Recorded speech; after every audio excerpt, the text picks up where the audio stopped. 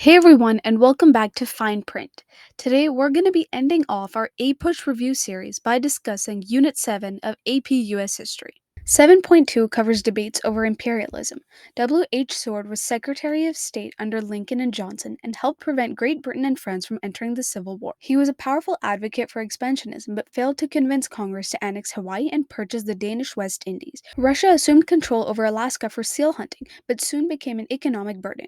Russia found Seward as a buyer of the colony, and Congress agreed to buy Alaska, but many Americans saw no value to it. The U.S. Commission also explored Pearl Harbor.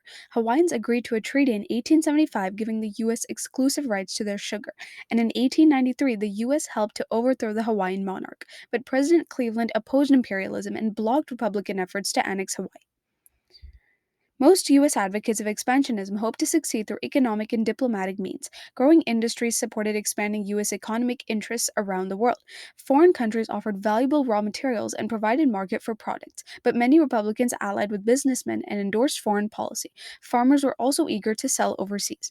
Some believed that the U.S. needed to compete with these imperialistic nations. U.S. Navy Captain A.T. Mahan believed that a strong navy was crucial to securing these foreign markets and becoming a world power. Thus, the U.S. naval strategists persuaded Congress to finance construction of modern ships and encouraged acquiring islands. In the Panic of 1893, violence over labor conflicts caused fear of increasing social turmoil. Overseas territories offered country safety for dissatisfied workers and farmers. Some saw the expansion as an extension of manifest destiny and applied social Darwinism. Expansionists wanted to acquire territories overseas. Many missionaries traveled overseas to assert racial superiority or for humanitarian reasons. The press increased circulation by printing adventure stories about distant places. The U.S. took interest in the problems of the Western Hemisphere. In the Pan American Conference, representatives from the Western Hemisphere nations created permanent organizations to promote cooperation on trade. President Cleveland and Secretary of State R. Olney insisted that Great Britain agree to give up dispute over Venezuela. The British initially said that the U.S. stay out, but the U.S. argued that the Monroe Doctrine applied to the situation and would involve the military if necessary. Thus, British agreed to the U.S. demands, and Latin American nations appreciated the U.S. efforts to protect them from European domination. This was also a turning point in U.S. Britain relations. It went from friendship to hatred. Some represented the anti colonial and self government traditions of the nation, and others expressed the interests of those committed to global power, which was imperialism versus anti imperialism. 7.3 covers the Spanish American War. Jingoism was a term for an intense form of nationalism and aggressive foreign policy. There were many causes of the Spanish American War. First was the Cuban Revolt. Cuban nationalists failed to overthrow the Spanish colonial rule and sabotaged Spain to push them out or pull the U.S. in as an ally. Spain then crushed the revolt, forcing the U.S. to want to enter.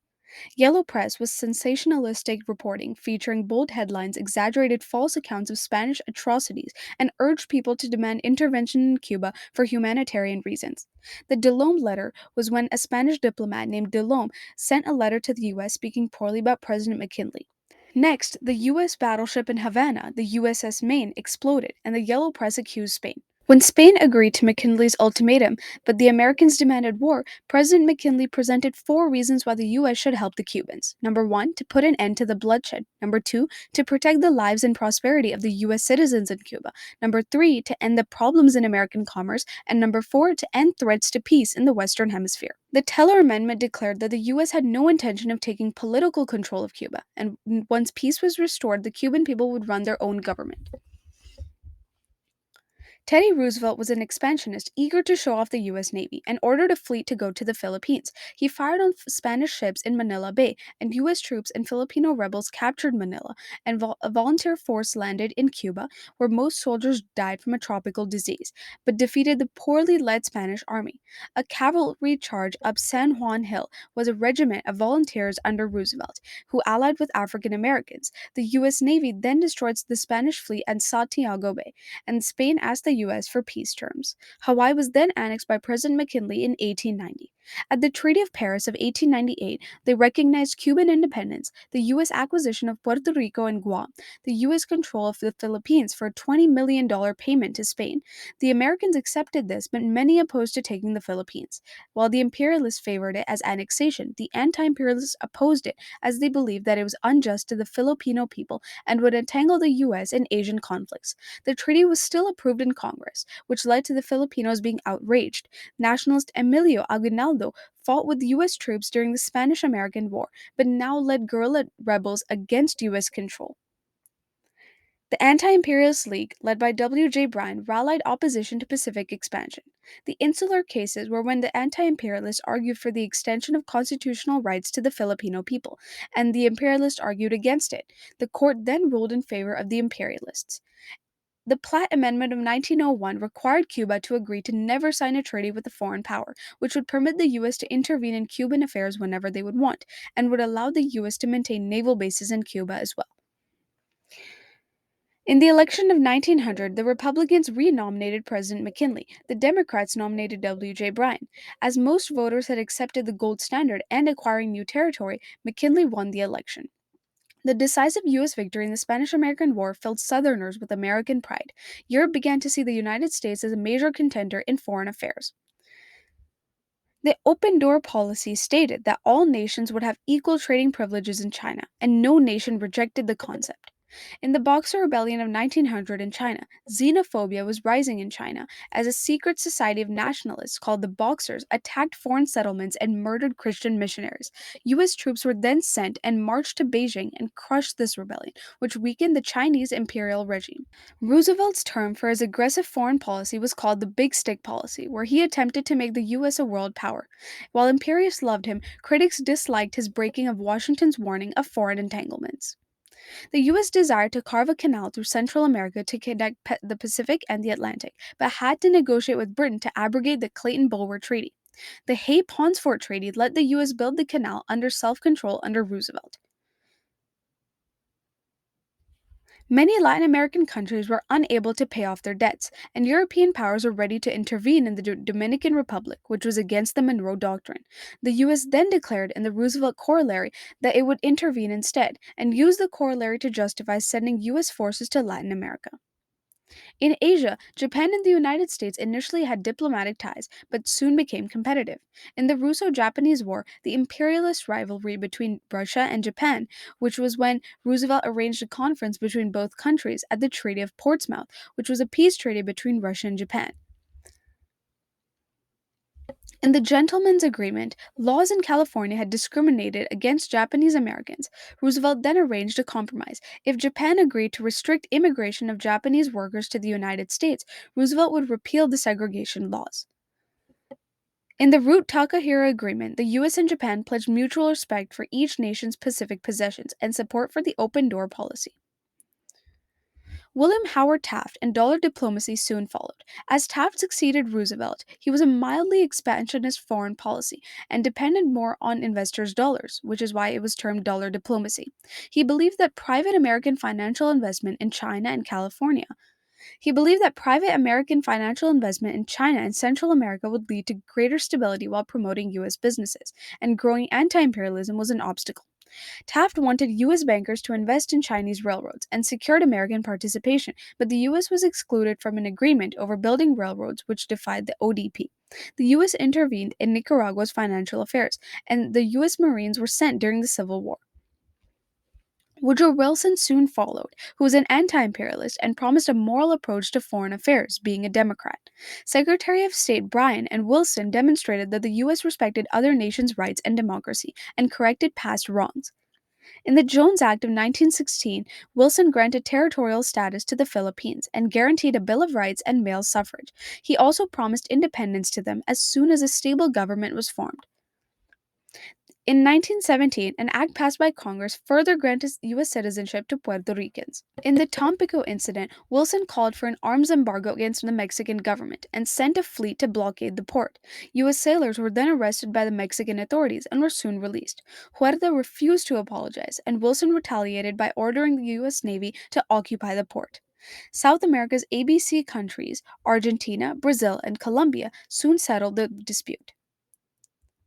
As Huerta fell from power, a democratic regime followed, but was challenged by Pancho Villa, who led raids across the U.S.-Mexico border, murdered several people, which led Wilson to order an expeditionary force to capture Villa, but failed.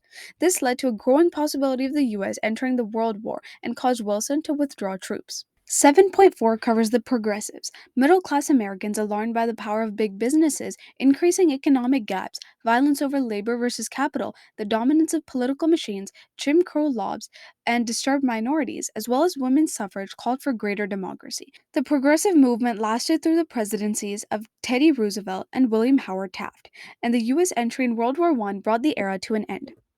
The progressives were a diverse group of reformers who looked to find solutions to the problems of the Gilded Age. Society needed changes to limit power of big businesses, improve democracy, strengthen social justice, and the government should make these changes with moderate reforms. Most progressives were middle class living in the cities, and the economy employed more white collar workers. Most were well versed in science, statistics, social studies, and belonged to professional associations that provided platforms to address urban corruption. Protestant churches taught social responsibility. The social gospel responded to urban poverty, and most Protestants were native born and older stock Americans. They felt that their social standing was being replaced by wealthy industrialists and political machines. Weak leadership prevented their fight against conservatism, but many dedicated leaders entered politics. Teddy Roosevelt and Woodrow Wilson enacted strong change through leadership. Pragmatism was when pragmatists argued that the truth should pass the public test of results in an open democracy. They argued that new laws and ideas should be tested until a proper one was found openly, and enabled progressivists to challenge fixed ideas. Scientific management was a concept by Frederick Winslow Taylor, where he discovered ways of organizing people efficiently and maximizing productivity. Many progressives believed that the government could be more efficient if in the hands of experts and scientific managers. Publishers realized that middle class readers were attracted to reports about corruption in business and politics. Journalists then created articles about child labor, corrupt political bosses, and monopolies. Teddy Roosevelt criticized these leaders, who were called muckrakers, but magazines continued to publish muckrakers' work. There were articles on tenement life, which described corruption in big cities and portrayed industrialists as inhumane. It also reflected the difficulties of immigrants, poor sanitary conditions of the meat packaging industry, as brought by Upton Sinclair's The Jungle. But muckraking soon declined because it was difficult to outdo sensationalism with each new story. Publishers also faced economic pressures, and corporations were becoming more aware of their public relations. Some progressives opposed immigration restrictions because they believed that if given a change, majority of workers would elect honest officials. They also advocated for increased participation of citizens in politics. Political parties manipulated voters through open ballots, but by 1910, all states adopted the secret ballot.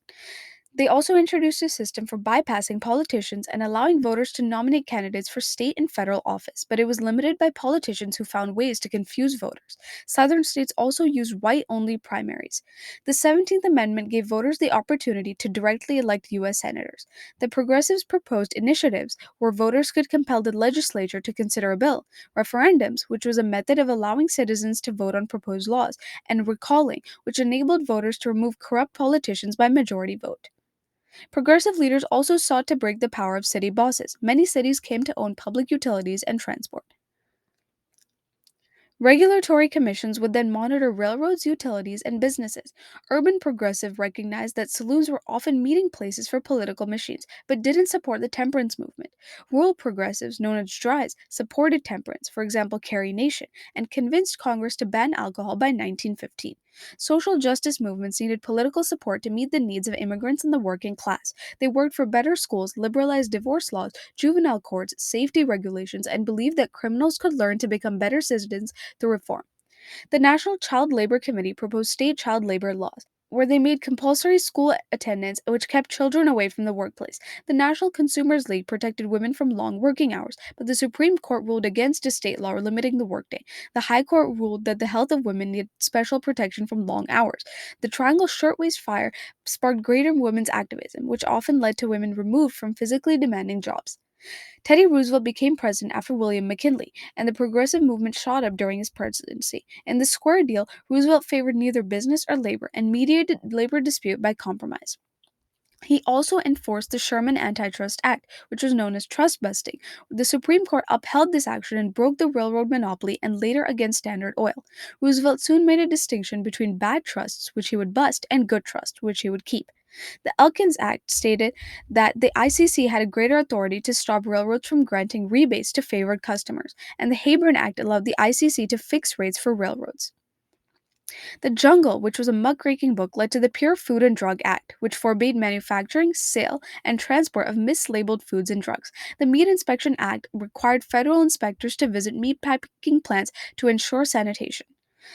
Roosevelt championed conservation and set aside land for national reserves. He passed the New Lands Reclamation Act and the White House Conference, which promoted coordinated conservation planning.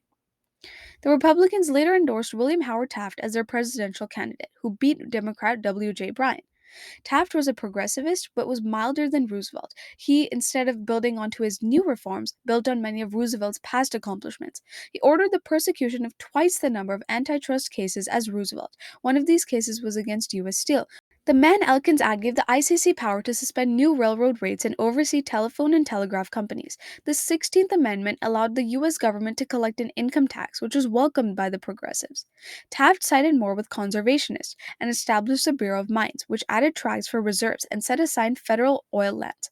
Taft fired Roosevelt's ally G. Pinot over a debate over opening Alaska to redevelopment.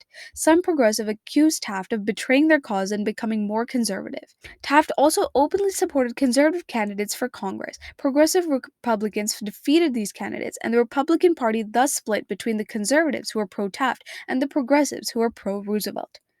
Socialists advocated for the working class and called for public ownership of utilities and industries. Eventually, some socialist ideas were accepted.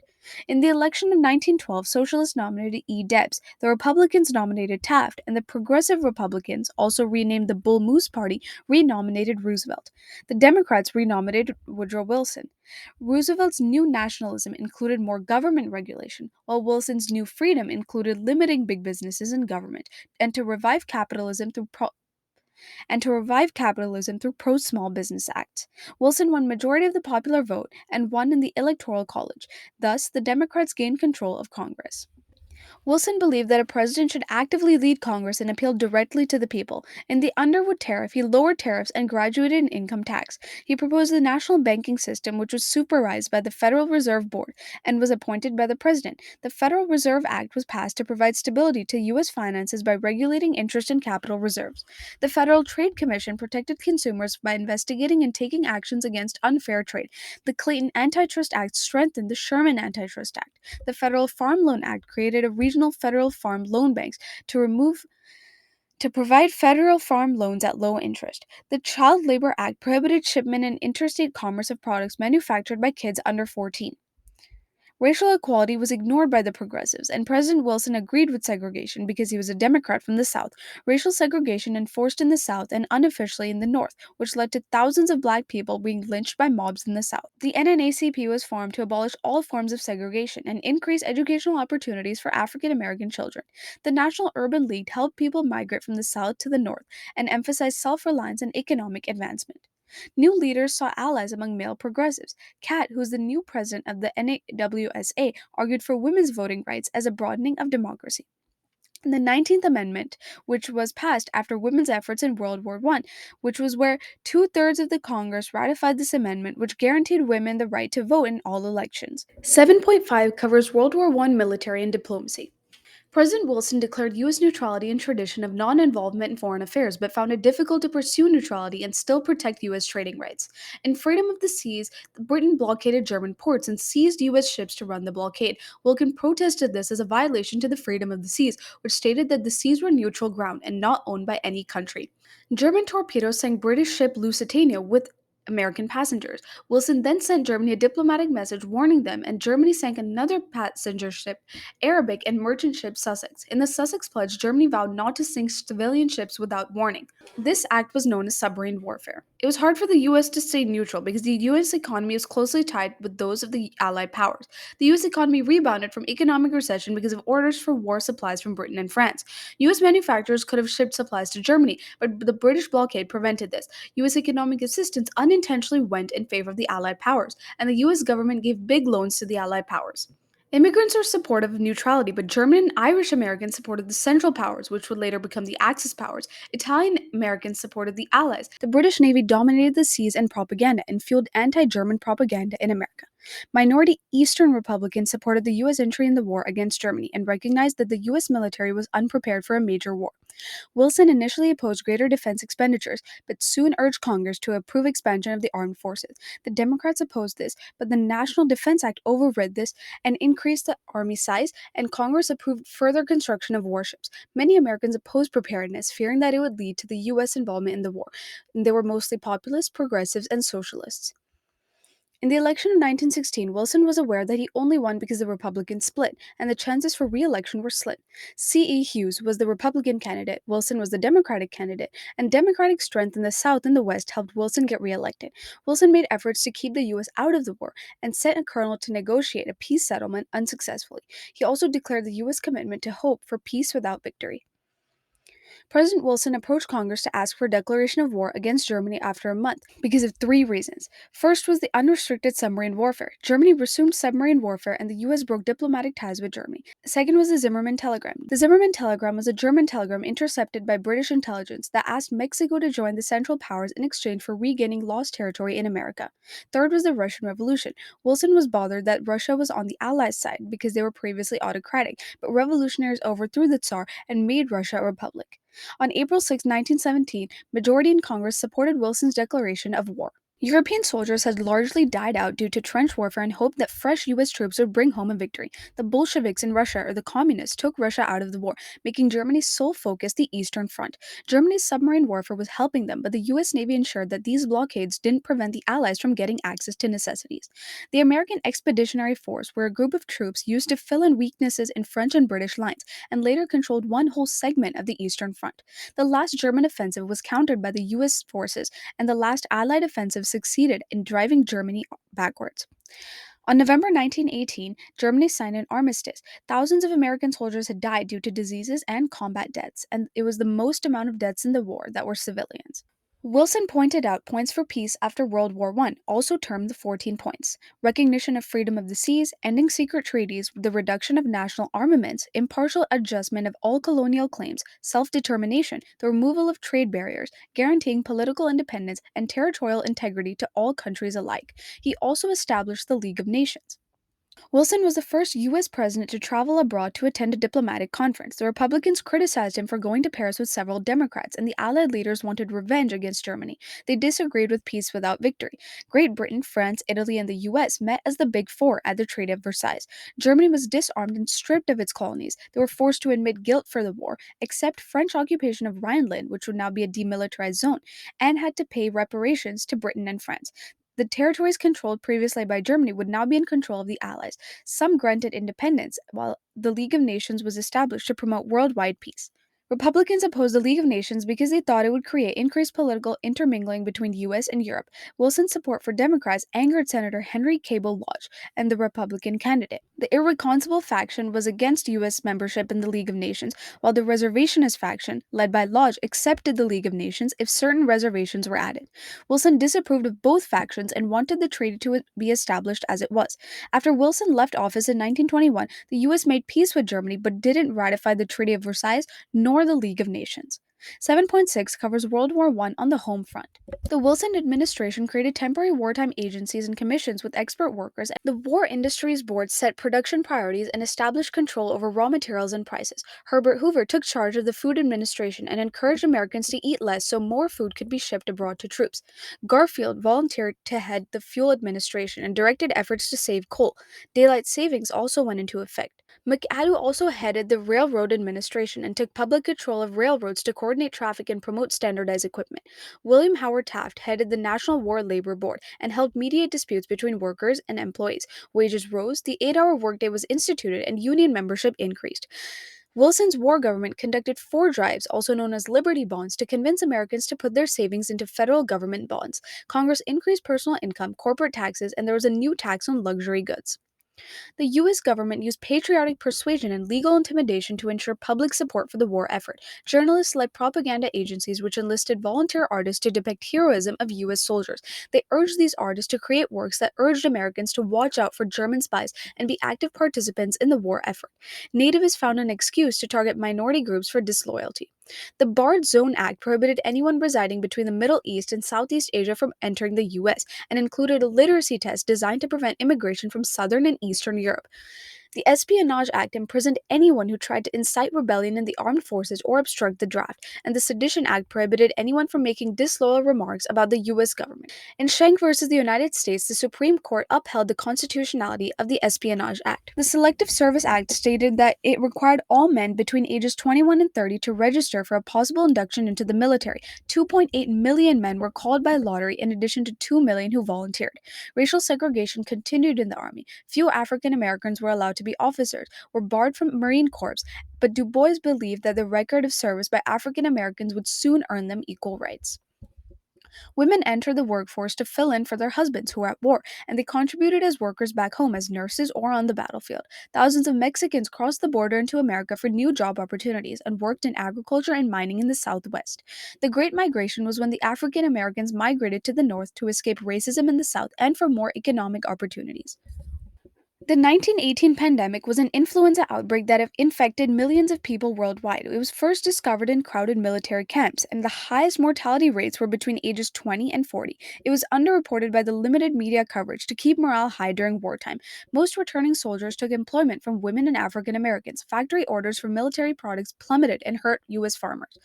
Urban buyers caused inflation and a short boom, but in 1921 the economy plunged into a recession. Unexplained bombings, also known as the Palmer Raids, caused Palmer to order mass arrests of anarchists, socialists, and labor agitators. Most suspects were immigrants, and Palmer soon lost credibility because of false scares. Most anti union settlement has softened during the war, but a series of strikes in 1919 recharged public opinion against unions.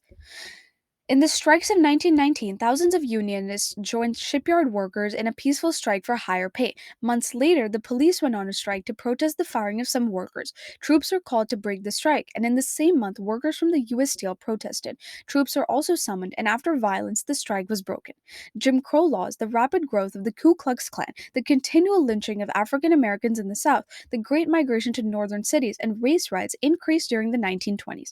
Racial tensions led to violence in many cities, such as the Tulsa Race Massacre. Monuments of Confederate soldiers grew in popularity in the South, and many believed that these monuments were built to glorify the time of white supremacy and slavery. After World War I, progressivism declined as most Americans wanted the nation to return to a period of normalcy. 7.7 covers 1920s innovation in communication and technology. Companies used scientific management, also known as Taylorism, and improved mass production and the assembly line. They increased the use of oil and electricity to power factories all day and provide gas for automobiles. Electric motors and new home appliances increased electrical generation. Governments favored big businesses and offered corporate tax cuts. They didn't enforce antitrust acts, and the imbalance of incomes and increased market speculation. The Federal Reserve made low interest rates and relaced bank regulation. Then it tightened money supply as the economy receded. Consumer appliance sales increased, automobiles became affordable, advertising increased, stores increased sales by allowing purchase on credit, and there was a greater variety of products. Automobile sales skyrocketed, and auto production replaced railroad industry. Commuting to work and leisure travel became easier, but traffic jams and accidents increased. When World War I ended, farmers sunk into debt because they borrowed heavily to expand sales during the war. New technologies helped farmers increase production but caused surpluses that lowered prices. Union membership declined. Most companies relied on an open shop, which kept jobs open to non union workers.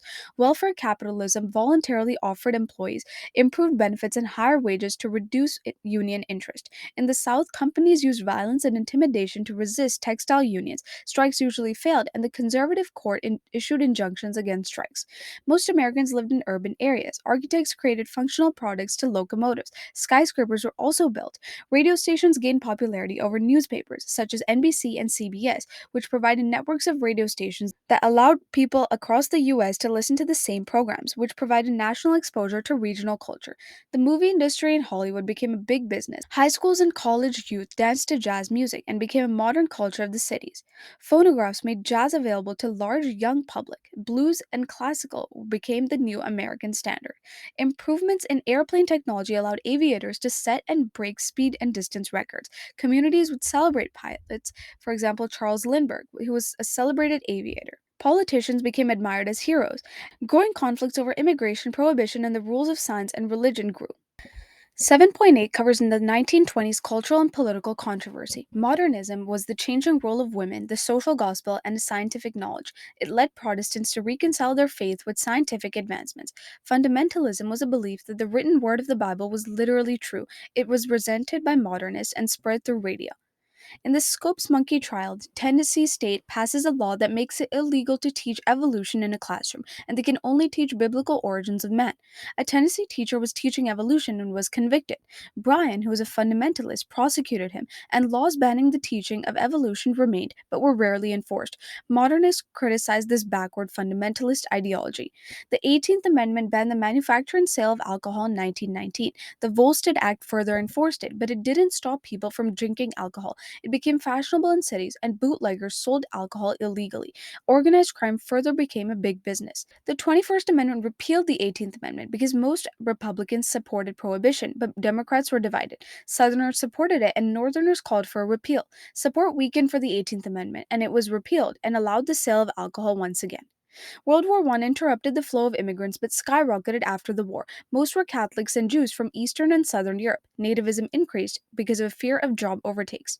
The quota laws were the first acts that limited immigration to 3% of the number of people from that country living in America. The second act set quotas of 2% based on the census of 1890, restricted those groups considered undesirable, and all Japanese people were barred. Canadians and Latin Americans were exempt from the restrictions. The new Klan in 1915 was strong in the Midwest and the South. It was mostly lower middle class white Protestants in small towns. They were hostile against African Americans, Catholics, Jews, foreigners, and suspected communists. They were dressed in white hoods, burnt crosses, punished victims with whips, tar and feathers, and lynching, mostly African American men, and developed strong political influence.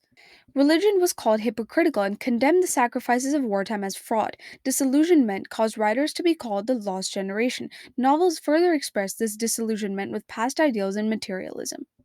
Middle class women were expected to be homemakers. Employed women lived in cities and were limited to clerks, nurses, teachers, and domestics. They also had low wages. There were revolts against sexual taboos. Sigmund Freud stressed the role of sexual repression and mental illness. Premarital sex was seen as the new trend. Art forms were encouraged to have multiple sexual partners, and contraceptive use increased for birth control. Women were allowed to initiate a divorce, and high school education was popularized in America. The continued migration of African Americans from the South to the North still led to them facing discrimination, but there were improved standards of living as compared to the South. The Harlem Renaissance was the artistic achievements that flourished amongst African Americans in Harlem, New York. Poets expressed a range of emotions. Jazz musicians were also popular amongst all Americans. Through the 1920s, three presidents were Republican, Congress was majority Republican, and Roosevelt's death allowed conservative Republicans to lead. They accepted the idea of a limited government regulation to stabilize business and were pro business as well. Warren Harding was well liked among Republicans, and he approved for the reduction of the income tax, increased the tariff rates in the Ford-Macomber Tariff Act, and the establishment of the Bureau of the Budget, with procedures for government expenses to be placed in a single budget. He pardoned socialist leaders, and post-war presidency was marked by scandals and corruption. He also selected incompetent and dishonest men in his cabinet, and Harding soon died of a heart attack. The vice president, Calvin Coolidge, was the next president. He was a man of few words, and the Republican majority nominated him again in 1924. The Republicans nominated Jefferson Davis, and the Liberals formed a progressive party because they disliked the conservatism of both parties. Coolidge won easily, but the Progressive Party still did well as a third party. Coolidge believed in a limited government and vetoed many pro-Republican acts. He didn't allow for bonuses for the World War I veterans and declined help to farmers. Coolidge didn't run a second term, and the Republicans nominated Herbert Hoover. The Democrats nominated Smith. Since Smith was Catholic, most Americans had voted Republican. Hoover won, and the presidency started with the Great Depression. 7.9 now covers the Great Depression. As stock prices rose, the U.S. economy was booming. Dow Jones, the industrial average, reached an all-time high, and millions of people were investing. On Black Thursday, everyone sold their stocks to Wall Street. Stocks plunged, and it led to Black Tuesday. Panicky investors found no buyers, and prices plunged. Although the causes of the 1929 crash are often owed to multiple reasons, people often cite Black Tuesday as the event that led to it all. Although there are many reasons that are important for the APUSH curriculum. First, with the uneven distribution of income, low wages, and the top 5% received majority of all income. Demand declined as businesses cut off workers. Buying on margin further allowed people to borrow money to make payments, and many lost everything they earned and owned. Many people believed that the boom would be permanent, and low interest rate led to increased borrowing. Overproduction also led to plunging prices. Farmers were also in high debt after World War I, and high tariffs hurt farmers and international trade. The US economy plummeted. The income declined by over 50%. 20% of banks closed, the money supply contracted, and unemployment skyrocketed. Farmers and African Americans suffered the most. Poverty and homelessness increased. Movement to urban areas continued, and evictions became common. Many lived in shanty towns called Hoovervilles. Hoover believed that the U.S. could get out of the Depression if they exercised voluntary action. He urged businesses not to cut wages, unions not to strike, and private charities to increase their efforts, but he hesitated to ask Congress for legislative action on the economy. He then issued the Hawley-Smoot Tariff, which was passed by the Republican Congress. It increased tariffs, but Europe instead enacted higher tariffs on U.S. goods, and instead of helping, it declined international trade. Hoover proposed a suspension on international debt payments. Britain and Germany accepted, and France didn't. The international economy further suffered. The Federal Farm Board expanded the Federal Farm Board was expanded to help farmers stabilize prices by temporarily holding extra crop and largely failed.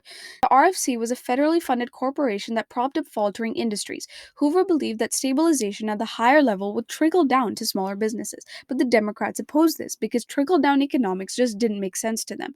Farmers grouped to stop banks from foreclosure and eviction, and they formed the Farm Holiday Association. They stopped the entire 1932 crop from reaching the market to prevent overproduction.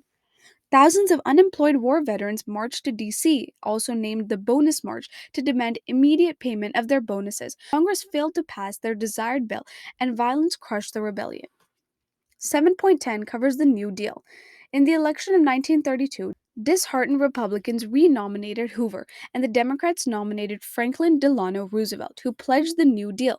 Roosevelt won a landslide victory, and many Republicans now voted Democrat because of Hoover's mismanagement of the Depression. Hoover served a lame duck period and passed the 20th Amendment, which shortened the period between the election and the inauguration.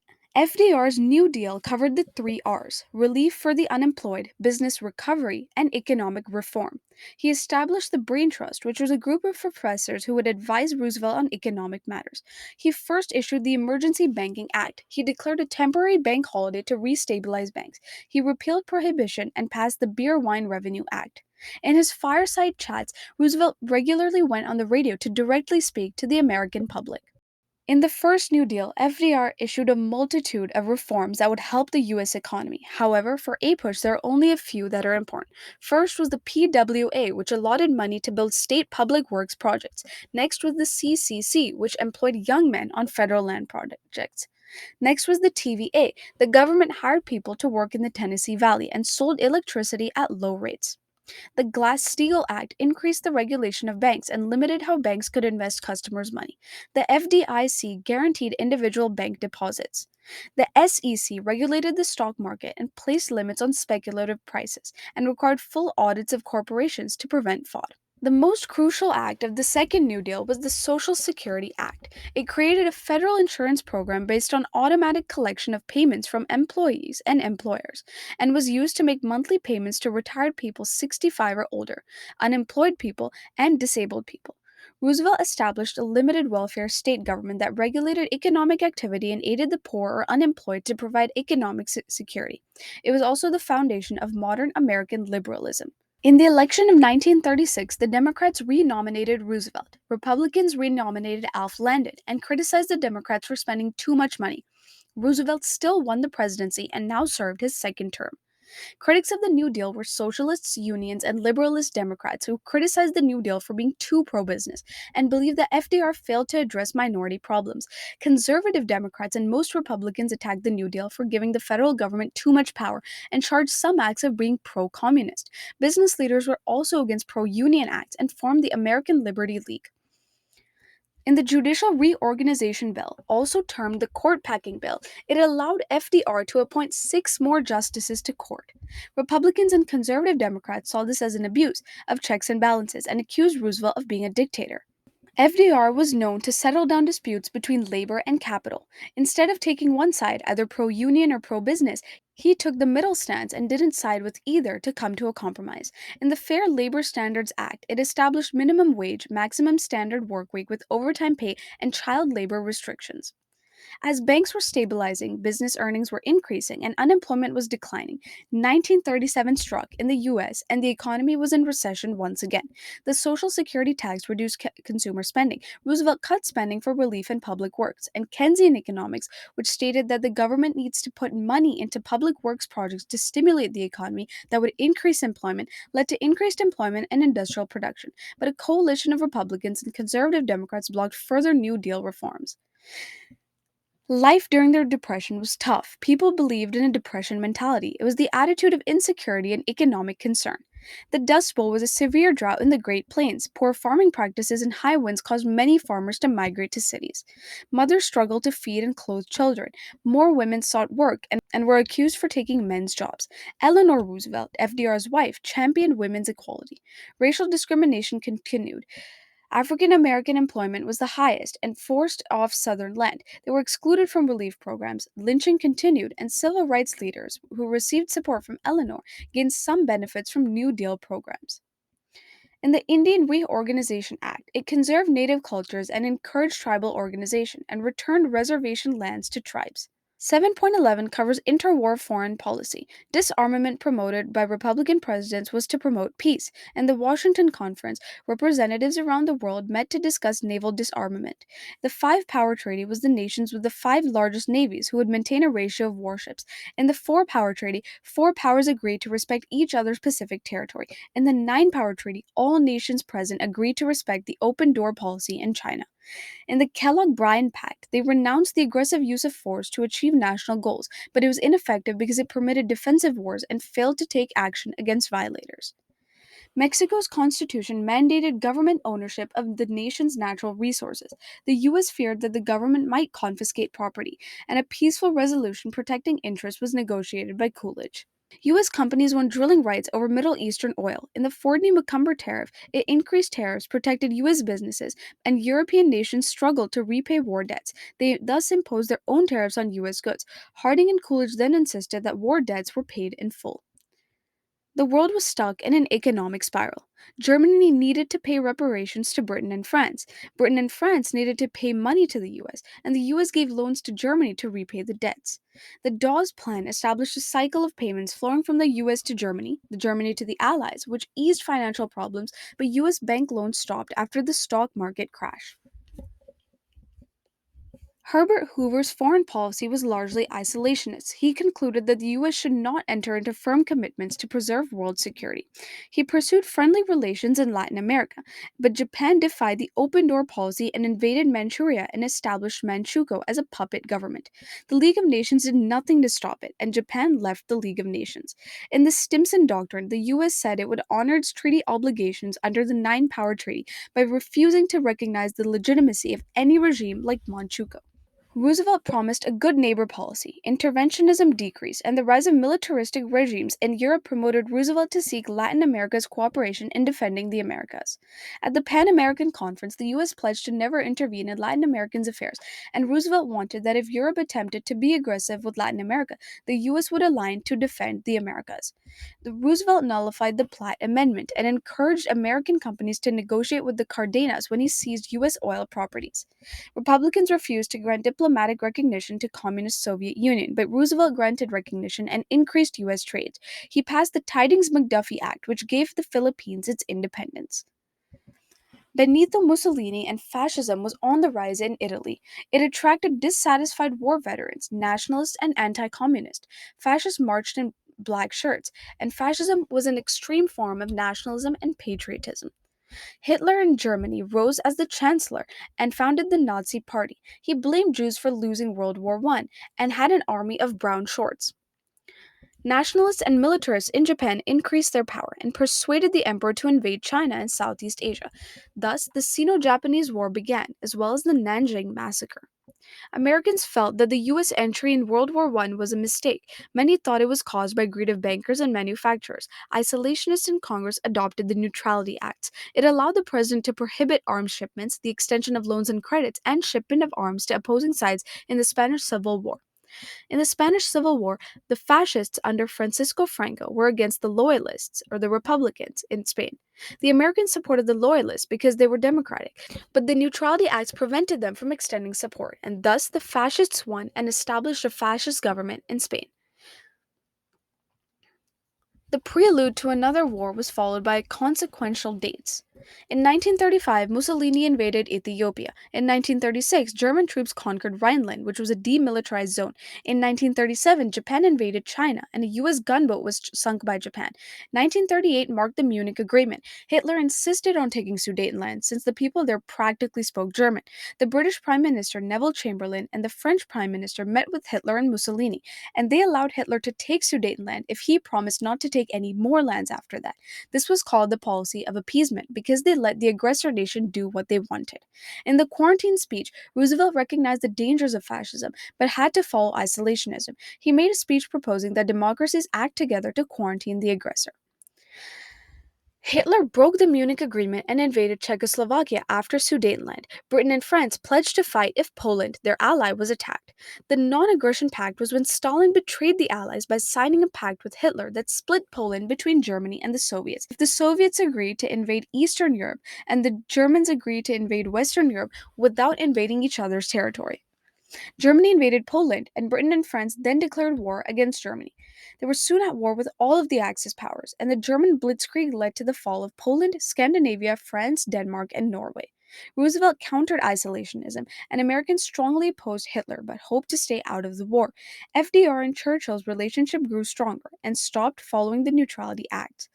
Cash and carry was when Roosevelt persuaded Congress to adopt less restrictive neutrality acts and stated that a country could buy U.S. arms if it used its own ships and paid in cash. It was still neutral, but largely favored Britain.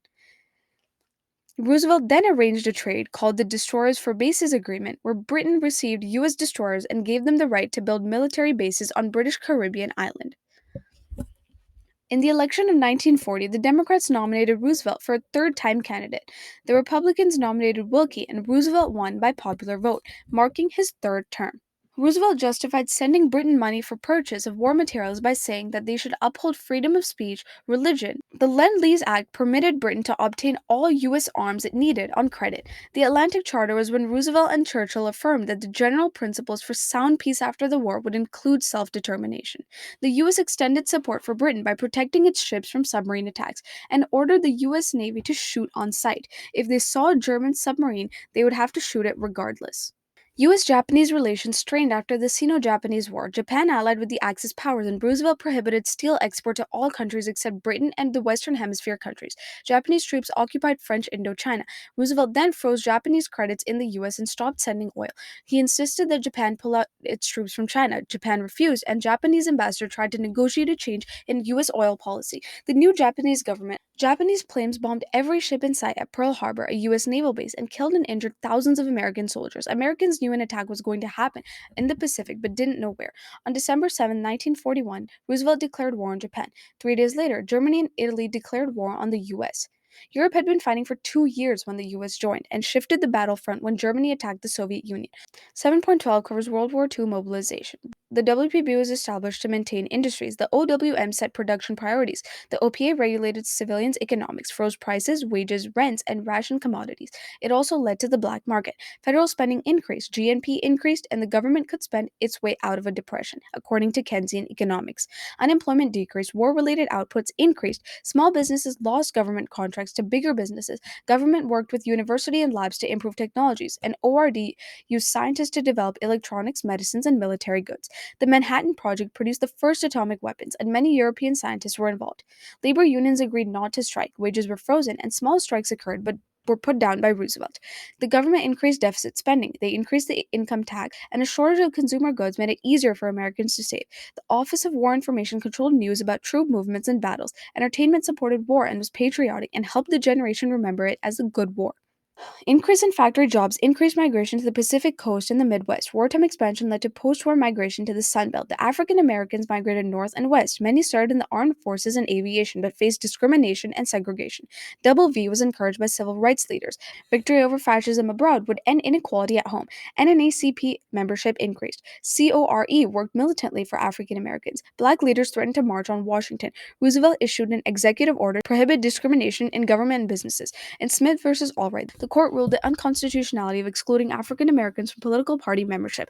Many Mexican Americans served in the military and defense industries. There was an agreement with Mexico that allowed Mexican farm workers called braceros to enter the U.S. in harvest season without completing formal immigration as temporary residents. White resentment grew towards Mexican Americans in California.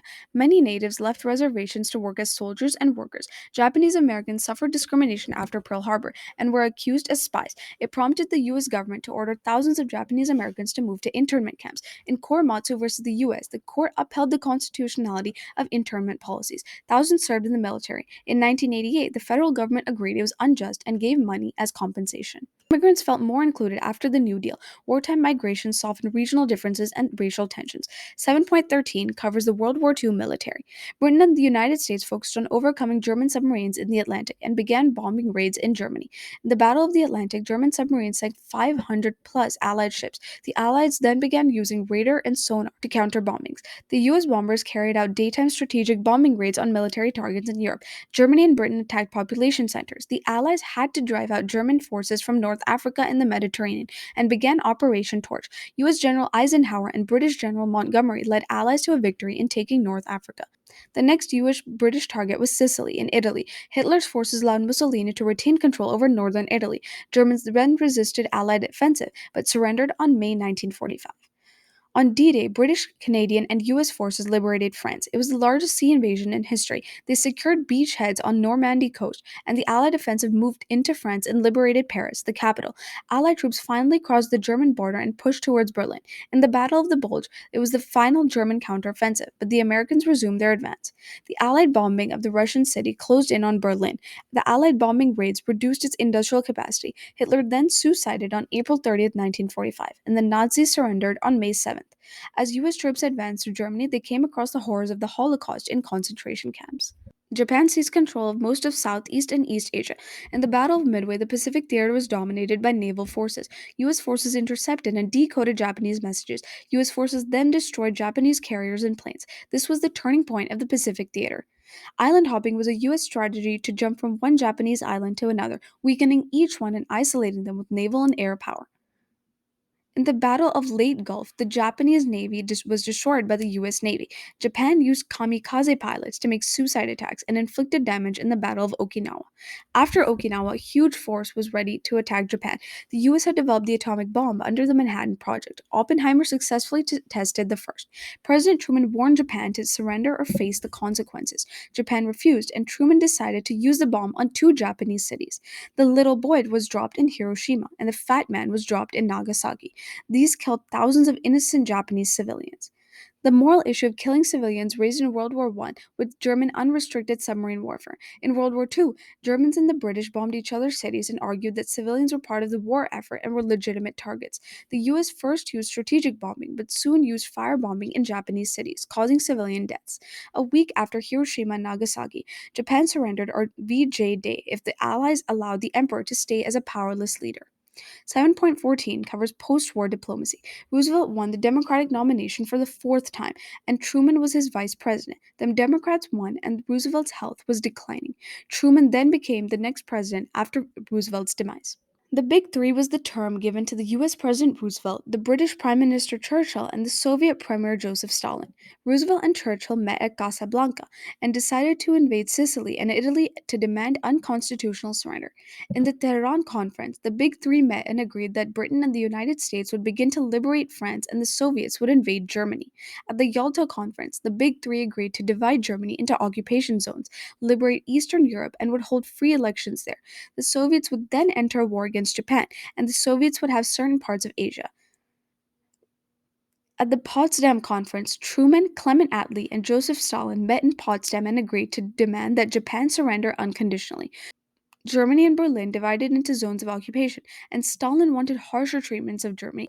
Both world wars combined were the deadliest wars ever that resulted in millions of deaths. More Americans died in World War II than in all other US wars combined, excluding the Civil War.